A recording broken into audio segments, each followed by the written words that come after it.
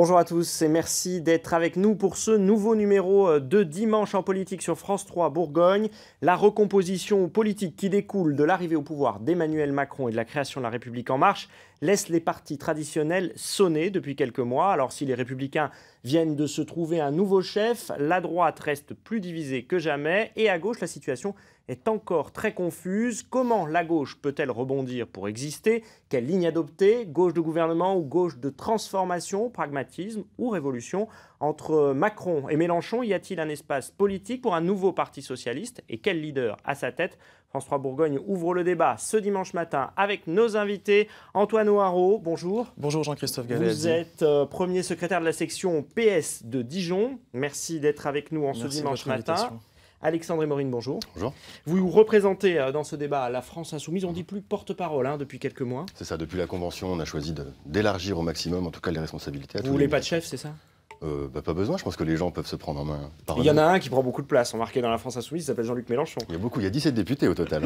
C'est vrai, on va y revenir dans un instant. Merci à tous les deux d'avoir accepté cette invitation pour débattre. Vous qui nous regardez, vous pouvez bien sûr commenter cette émission depuis chez vous sur les réseaux sociaux avec le hashtag Dimpol Bourgogne. Alors pour débuter ce débat, messieurs, j'ai envie de vous demander si ça n'est pas un peu compliqué aujourd'hui d'être un jeune militant, parce que vous faites partie des jeunes en politique, jeune militant de gauche aujourd'hui, est-ce que vous n'êtes pas un peu désabusé, Antoine Ohareau?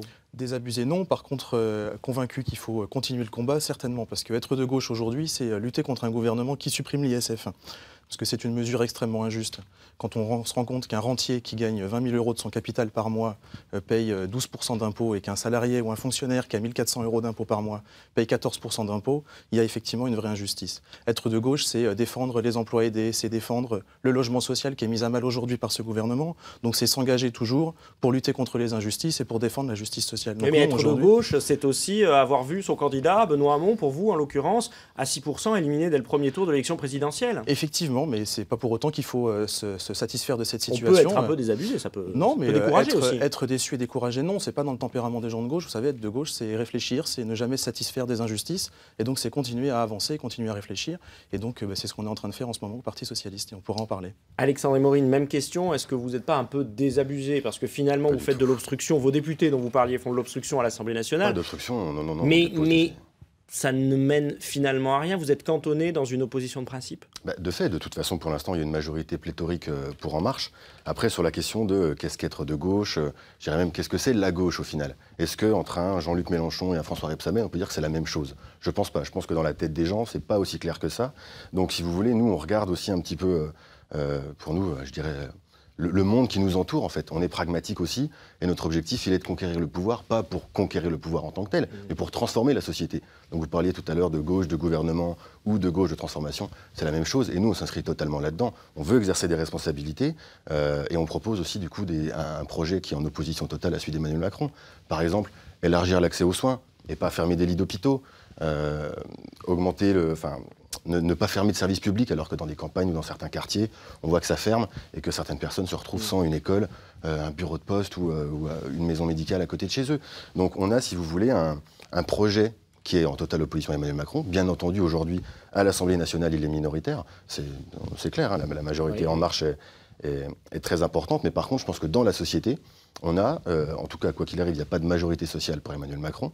Et il y a de plus en plus de gens qui se reconnaissent dans ce qu'on peut porter parce qu'on part tout simplement de leur quotidien. Alors on va y venir à ces idées de gauche dans la société. Est-ce qu'elles y sont ou pas? Vous n'avez pas réussi à mobiliser sur la loi travail, gauche, d'ailleurs, mais en tout cas social, vous utilisiez ce terme-là. Est-ce qu'Emmanuel Macron, quand même, a à un moment donné réduit en miettes la gauche sur l'échiquier politique? On en viendra à la société ensuite, mais sur l'échiquier politique, non. Il vous laisse peu d'espace. Oui, mais aujourd'hui, ce qu'il faut, c'est incarner une gauche crédible et une opposition crédible. Une opposition de gauche, c'est formuler des propositions, c'est montrer que dans l'action du gouvernement, il y a des injustices. Et donc, c'est ça, c'est être crédible, et on le montre tous les jours, nous, dans les collectivités. Je vous rappelle que le Parti Socialiste, aujourd'hui, c'est le plus grand réseau d'élus locaux en France, dans les mairies, dans les villages, dans les villes, dans les métropoles, dans les départements, dans les régions. Et tous les jours, on mène des politiques de gauche. Quand on fait la tarification sociale, la tarification proportionnée aux revenus des familles dans les cantines, ce sont des mesures de gauche. Alors on va prendre des exemples. Est-ce que la région est toujours dirigée par une présidente de gauche? Elle s'appelle Marie-Guy Dufay. Elle a soutenu Emmanuel Macron à l'élection présidentielle. Elle est toujours membre du Parti socialiste à ma connaissance. Mais est-ce que pour vous, c'est toujours les socialistes qui dirigent? On a vu que ça se déchire aussi au sein même du groupe de la majorité. La majorité a été élue sur un programme et aujourd'hui, elle applique ce programme et c'est très bien. Quant à la situation personnelle de Marie-Guilde Dufay, effectivement, moi je souhaiterais qu'il y ait une clarification quant à son positionnement politique. Ça relève de la responsabilité de la Fédération socialiste du Doubs, hélas. Ça ne relève pas d'autres instances que de la Fédération du Doubs. Mais oui, il devrait y avoir une clarification de la part de Marie-Guilde Dufay qui aujourd'hui, je ne suis pas tout à fait certain qu'elle ait encore sa place au Parti socialiste. Après, la majorité socialiste aujourd'hui au département, quand par exemple on parle de mobilité, quand par exemple on parle de développement économique ou d'environnement, les mesures qui sont prises concrètement, c'est évidemment parce que c'est un programme et le plan de mandat est un plan de mandat. Alexandre Morin, la majorité de Marie-Guilde Dufay, elle vous semble encore à gauche à la région? Je sais qu'elle n'est jamais assez à gauche. La majorité, elle est diverse à la région. En tout cas, Marie-Guilde Dufay est sortie du champ de la gauche à partir du moment où elle a soutenu Emmanuel Macron et son projet. Par contre, moi, ça me fait un petit peu sourire quand j'entends le Parti socialiste dire qu'il incarne une opposition, etc. Il me semble qu'il y a des membres du Parti socialiste qui sont aujourd'hui au gouvernement. Ils ne se sont pas fait exclure. Allez, on va y venir. Pas du tout. Jean-Yves Le Drian a toujours sa carte. Non, Jean-Yves Le Il Drian a toujours sa carte. Il se pose d'ailleurs la socialiste. question de la reprendre éventuellement l'an prochain. Il l'a déclaré il y a 2 jours. Olivier Dussopt, député de l'Ardèche, qui n'a pas voté le budget d'Emmanuel Macron et qui, quelques jours après, entre au gouvernement. Il est de gauche ou il n'est pas de gauche? Vous savez, les ambitions individuelles qui ne portent pas de projet collectif n'ont jamais mené à grand-chose. Et Emmanuel Macron, il a fait un petit peu du Sarkozy, le DRH de la République et le DRH de la gauche, comme en 2007. Mais on a vu l'avenir politique d'un Bernard Kouchner ou de l'ancien maire de Besançon, d'où j'ai même oublié le nom. Donc, franchement, c'est pas, c'est des aventures individuelles et c'est pas ça qui crée de la crédibilité. Donc, vous dites aujourd'hui, Olivier Dussopt, il n'est plus à gauche? Il a voté contre le budget, une semaine après, il le défendait. C'est où la crédibilité du discours politique dans ce cas-là? Elle est où la crédibilité? C'est des comportements individuels qui sont détestables. Est-ce que c'est une façon pour la majorité d'Emmanuel Macron de ne pas vous laisser d'espace politique? Bien sûr, c'est pour essayer de déstabiliser les partis de gouvernement qui pourraient incarner une opposition, évidemment. Mais ça ne reste que des aventures individuelles. Le Parti socialiste, je pense, aujourd'hui, ne peut pas être une force d'opposition crédible à partir du moment où, alors, comme je disais, des gens du Parti socialiste sont au gouvernement, et en même temps, il a ouvert la voie pendant 5 ans à la politique d'Emmanuel Macron. Quand on prend les différentes lois de travail, la loi El Khomri en 2016, la loi Macron avant, la loi Rebsamen juste avant, ça a ouvert la voie aujourd'hui à la prime d'activité qui a permis aujourd'hui au taux de pauvreté de baisser en France pour la première fois depuis 2008. Qui a aussi produit 1 million de chômeurs en plus entre 2012 et 2017. Non, c'est pas vrai. Le taux de chômage est resté le même. On n'a jamais autant créé d'emplois aujourd'hui en France. Et le 2% de croissance, c'est quand même un chiffre qui est une réalité. Et à partir du moment où Emmanuel Macron s'attaque aux plus démunis, notamment en baissant les APL, comme ça a été dit, on peut faire aussi un parallèle. François Hollande, lorsqu'il augmente la TVA en 2012, il s'attaque aussi aux plus démunis, parce que c'est l'impôt le plus injuste. Quand vous avez également l'État qui baisse les dotations aux collectivités locales de 12 milliards entre 2014 et 2017, ça baisse aussi la capacité des collectivités locales à développer les solidarités sur les territoires. Parce que la situation de 2012 n'était pas la situation dans laquelle on est aujourd'hui. Et en 2012, ça, c'est toujours le même argument. Quelle était la situation politique? Bah oui, mais c'est toujours Alexandre Morin vous dit François Hollande a préparé le chemin d'Emmanuel Macron. Je ne crois pas. Je crois que la politique de François Hollande était une politique de gauche. On l'a vu avec le tiers payant généralisé, on l'a vu avec la prime d'activité, on l'a vu avec le compte personnel d'activité, on l'a vu avec ces mesures qui ont été prises, qui sont des mesures de gauche. Oui, il y a eu à une période une politique de l'offre qui a été faite parce que la gauche, c'est une gauche qui est pragmatique. Donc, c'est-à-dire qu'elle s'adapte à la réalité. Et c'est bien la différence aussi entre une gauche plus contestataire et une gauche de gouvernement, c'est qu'à un moment, on est en capacité de pouvoir prendre des mesures réelles, réalistes dans la situation dans laquelle se trouvait la France en 2012. Vous avez parlé tous les deux de François Rebsamen. On va en dire un mot. Le maire de Dijon, François Rebsamen, lui, a été ambigu aussi pendant la campagne de l'élection présidentielle. Loyal. En disant, oui, officiellement loyal, mais en fait, il a toujours laissé entendre qu'il était un peu Macron-compatible par moment, qu'il n'était pas en désaccord avec toute la politique d'Emmanuel Macron. Il a apporté son parrainage à Benoît Hamon. Oui. Moi, on a organisé des meetings à Dijon pour soutenir Benoît Hamon. François Rebsamen avait tourné des vidéos qui ont été diffusées dans ces meetings pour soutenir le candidat du Parti socialiste, puisque François Rebsamen est un socialiste. Il le démontre tous les jours dans les politiques municipales qui sont menées à Dijon. C'est avec sa majorité qu'il y a eu un problème alors. Avec sa majorité. Des gens qui sont partis. Mais c'est parce que la majorité, elle est diverse. Parce que la majorité au conseil municipal, c'est une majorité qui rassemble. François Rebsamen, c'est quelqu'un qui rassemble. Donc oui, il y a des personnes qui étaient au Parti radical de gauche ou au Modem qui aujourd'hui sont en marche. Parti socialiste au premier plan national. Mais il joue un rôle au premier plan. Il est président de la Fédération nationale des élus socialistes et républicains et il joue un rôle. Plus que ça. C'est un rôle extrêmement important. Et François Rebsamen, évidemment, a un avis important pour le Parti socialiste. Alexandre Morin. J'entendais tout à l'heure une demande de clarification par rapport à Marie-Guilde Dufay, puisqu'elle a soutenu Emmanuel Macron. J'invite chacun à regarder, à chercher sur Internet une tribune publiée dans le JDD le 9 avril 2017 de François Rebsamen qui appelle à voter Emmanuel Macron parce qu'il est, je cite, en capacité de rassembler les progressistes des deux bords. Alors, on peut parler de ce texte pendant des mois et des mois. C'est un soutien clair et il sans appelle à former une majorité de progrès. Il appelle à former une majorité de progrès. Il savait pourtant exactement le projet d'Emmanuel Macron qui était sorti un mois avant. Il n'a jamais vraiment eu de projet. Il appelle à une majorité de progrès et qui n'est pas du tout un appel à voter en faveur d'Emmanuel Macron. Si on est contre son projet, c'est bien qu'il y en a un. Non, c'est pas du tout la même chose. Il n'a pas appelé à voter Emmanuel Macron. Il y a eu un événement cette semaine quand même, comme vous l'avez sûrement suivi en politique, c'est le retour de François Hollande. Première grande interview depuis son départ de l'Élysée. Il était l'invité chez nos confrères de RTL. Il a déclaré notamment, j'aimerais vous faire réagir à cette phrase, le Parti socialiste, s'il veut être une force du gouvernement, a un avenir parce que la social-démocratie européenne a un avenir. Alors je vais demander d'abord à Alexandre et Maureen de réagir. François Hollande a le droit d'exprimer un avis, bien entendu, comme tous les Français. Par contre, je pense qu'il devrait être peut-être un peu plus discret, un peu plus humble, puisqu'à chaque fois qu'il prend la parole, on l'avait déjà vu au mois d'avril, au moment du dernier mois avant l'élection, et encore maintenant, il prend la parole pour taper sur Jean-Luc Mélenchon et la France insoumise, et pour être quand même, il l'a dit, assez bienveillant avec Emmanuel Macron. Au bout de 6 mois, il attend toujours de voir un petit peu où est-ce que le quinquennat va aller. Il me semble que ça pose quand même problème. Mais comme je le disais tout à l'heure, à partir du moment où il a ouvert la voie, c'est aussi tout à fait logique. François Hollande n'est pas très sympathique avec Jean-Luc Mélenchon, mais Jean-Luc Mélenchon n'a jamais été très sympathique avec François Hollande. Parce qu'il y a un désaccord politique, mais bien entendu. Ce que je voulais dire, c'est que il est bien entendu en désaccord politique avec Jean-Luc Mélenchon, pas tellement avec Emmanuel Macron.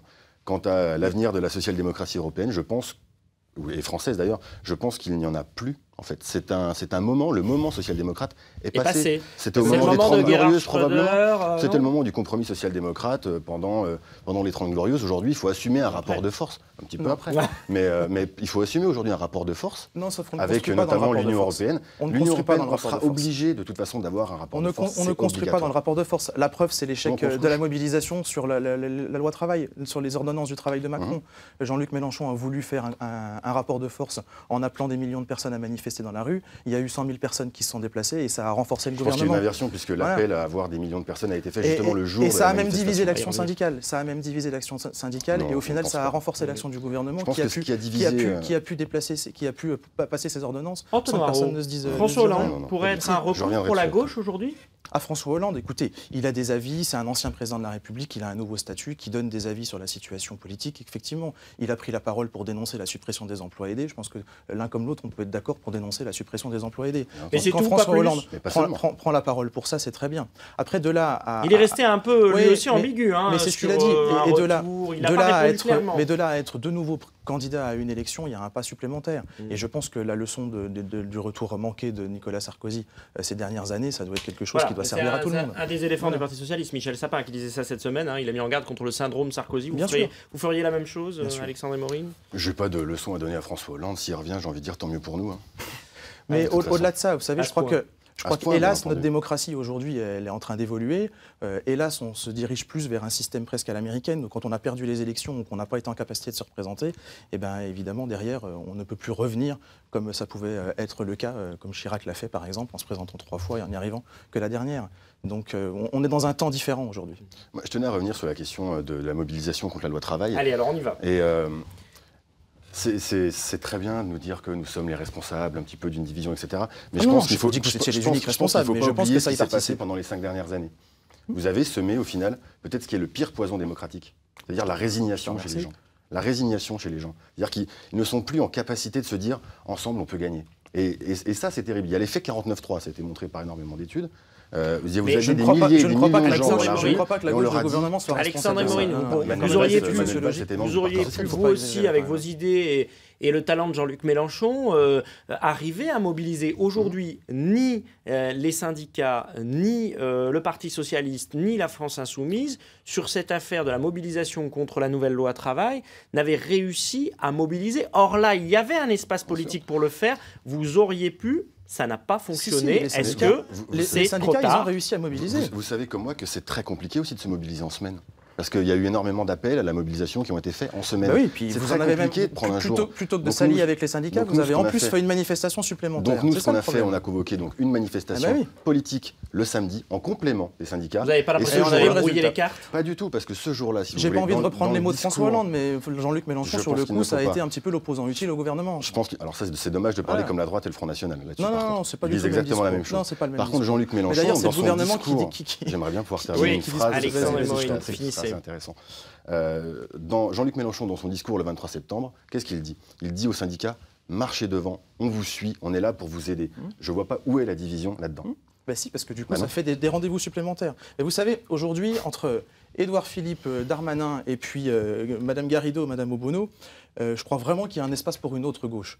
Une gauche de conviction, c'est-à-dire une gauche qui est prête à gouverner. C'est quoi la gauche Garrido, la gauche Obono? La gauche de Jean-Luc Mélenchon et puis le gouvernement de droite actuellement. Entre le parti unique, porté par La République En Marche, les votes à main levée, etc. Et puis de l'autre côté, les victimes de la mode qui croient que c'est en enlevant les cravates qu'on va défendre mieux les ouvriers, il y a effectivement une vraie disposition. Vous n'avez ni l'un ni l'autre de cravate aujourd'hui. Effectivement. Mais en l'occurrence, on n'est pas à l'Assemblée nationale non plus. Il me semble qu'à l'Assemblée nationale, il y avait aucune. Et il y a vraiment une place, une vraie place pour porter une gauche crédible, c'est-à-dire qui est en capacité de pouvoir répondre réellement aux problématiques des Français. Et on le voit dans les collectivités. Je reviens toujours au terrain parce que c'est là que c'est important.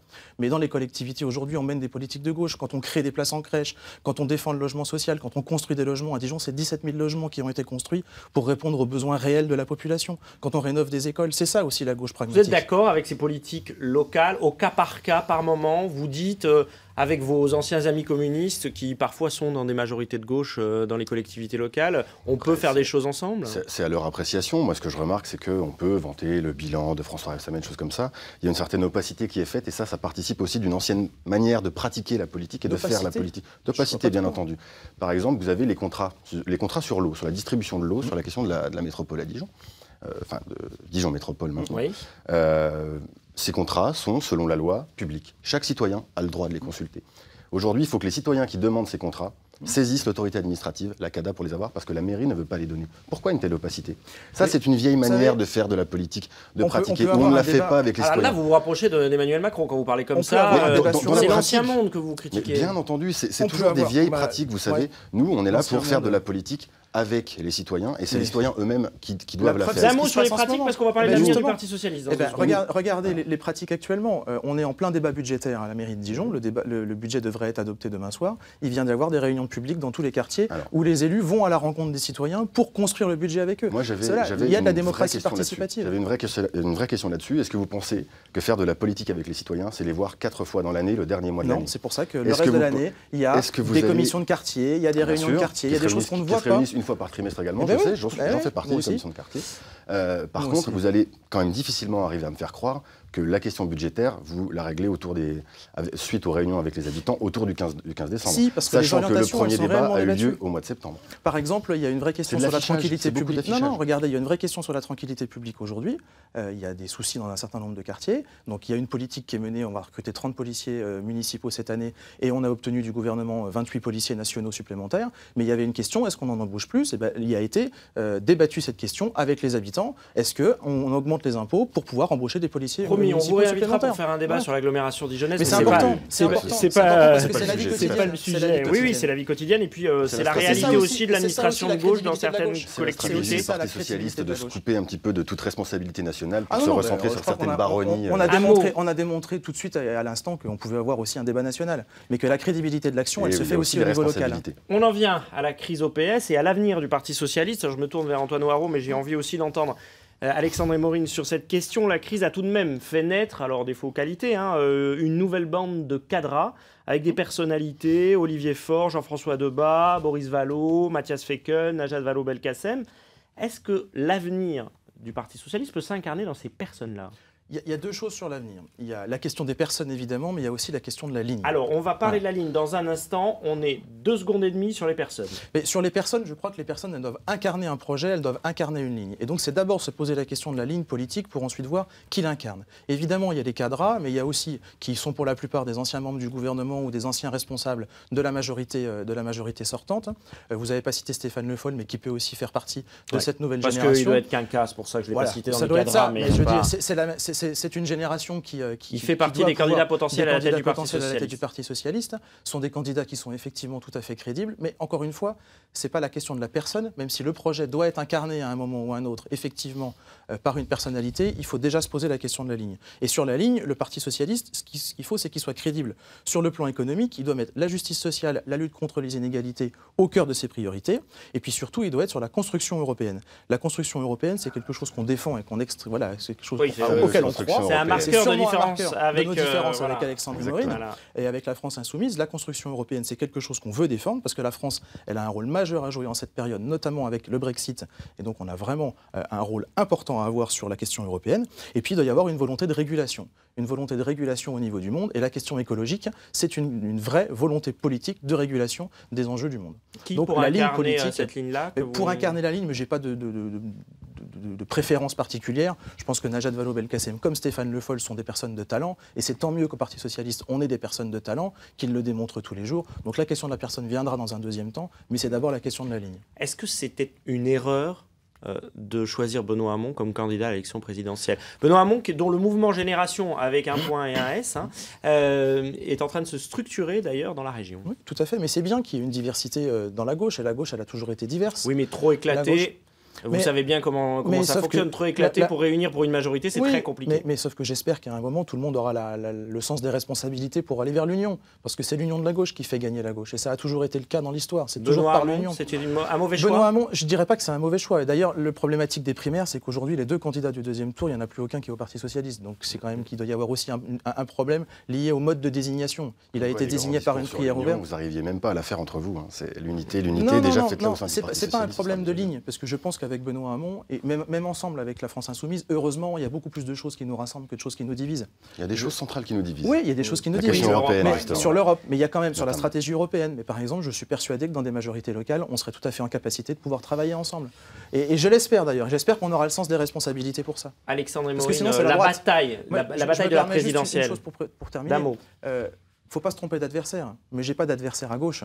À gauche, on peut avoir des divergences, mais mon adversaire, c'est la droite et l'extrême droite. Oui, sauf nos que adversaires, vous c'est n'avez pas ça. réussi à vous mettre C'est la d'accord. question. Alors là, ça, c'est une question Vous n'avez pas réussi à d'étiquette. vous mettre d'accord lors de l'élection présidentielle. Bien sûr, on avait deux Il y a projets eu des différents, c'est une question de tentatives projet. entre Benoît Hamon et Jean-Luc Mélenchon. Ça n'a pas fonctionné. Ouais. Aucun ne s'est retiré au profit de l'autre. Résultat, personne au second tour de l'élection On ne présidentielle. va pas refaire un l'histoire. peu l'histoire. On va parler Non, Non, chacun mais a sa responsabilité. ça parle aussi des divergences, mais des personnalités qui parfois... Mais c'est sur du fond, parce qu'en même temps, on part aussi du principe que c'est pas en accumulant les logos, vous savez, en bas d'une affiche, Bien en bas d'un sûr. tract, qu'on arrivera à mobiliser les C'est gens. sur un projet de Ça, gouvernement. C'est sur un projet, Par contre, notamment sur vous la question critiquez- Vous européenne. critiquez la gauche qui se divise, le Parti socialiste qui se divise, et vous, avec vos amis communistes, par exemple, l'ancien Front de gauche a vite Si vous voulez, disparu. le Front de gauche était une stratégie. On avait estimé peut-être qu'à une époque, justement, voilà, le cartel d'organisation de différents logos était la manière la plus efficace d'arriver à prendre le pouvoir. Force est de constater que ça a été échec sur échec après 2012. Donc on a dit, voilà, changeons de stratégie. La France insoumise, qui je le rappelle, est un mouvement citoyen où chacun peut entrer sans cotisation, etc., modifie aussi et change les manières de pratiquer la politique. On y vient comme on peut, comme on veut. Il n'y a aucune obligation d'engagement. Nous, si vous voulez, on se base aussi sur le quotidien des gens. On porte aussi ces choses-là. Vous parliez tout à l'heure un petit peu de folklore. Moi, je pense à François Ruffin, à l'Assemblée nationale, qui est venu avec son maillot de foot. Beaucoup de gens ont reconnu, se sont arrêtés sur le maillot de foot. Et ça a permis quoi? Ça a permis de parler des bénévoles dans les associations. Et les bénévoles dans les associations... Mais c'est de la communication, Alexandre Morin. Bien sûr, il faut communiquer autour des idées. C'est ce que les Français critiquent souvent. Il faut communiquer autour des idées. Communication. J'aimerais juste terminer. La communication, c'est important aussi pour faire passer ces idées. Quand vous allez dans les associations aujourd'hui, et justement ces bénévoles, ces fameuses personnes qui dans les clubs de foot plient les maillots pour que les gamins puissent aller jouer le week-end, et ben quand on leur dit, vous avez vu ce qu'a dit Ruffin, ils disent ouais, ça nous a touchés. Il y a des gens qui ont eu des larmes aux yeux parce qu'ils envoient leurs gamins comme ça. Donc peut-être que des gens ont retenu le maillot de foot, mais au moins ça a permis de parler de cette question-là, chose qu'avant ça ne se faisait pas. Il faut qu'on avance. Un mot sur Jean-Luc Mélenchon. Est-ce que c'est le seul opposant de gauche aujourd'hui? Est-ce qu'il incarne l'opposition de gauche? C'est votre point de Seul, vue? je ne sais pas. En tout cas, premier et plus crédible, ça c'est sûr, parce qu'il porte un projet clair et en opposition qui est sans ambiguïté, contrairement aux autres, face à Emmanuel Macron. Le seul, certainement pas. Et je disais tout à l'heure que c'était l'opposant utile, je pense que c'est le cas. Et je voudrais quand même signaler quelque chose aujourd'hui. D'un mot. Aujourd'hui, les premiers opposants au gouvernement sont les maires.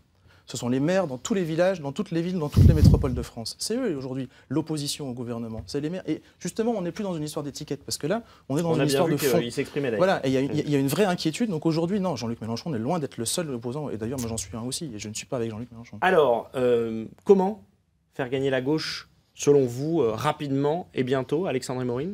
Faire gagner la gauche. Si c'est faire gagner des étiquettes, honnêtement, je ne sais pas si c'est très utile. Par contre, je pense que c'est important de faire gagner le peuple. Aujourd'hui, on est dans un moment où la division ne se fait plus spécialement entre la gauche et la droite. Il y a plein de gens qui ne se reconnaissent pas dans ces étiquettes-là, notamment des gens qui ne votent plus suite au dernier quinquennat.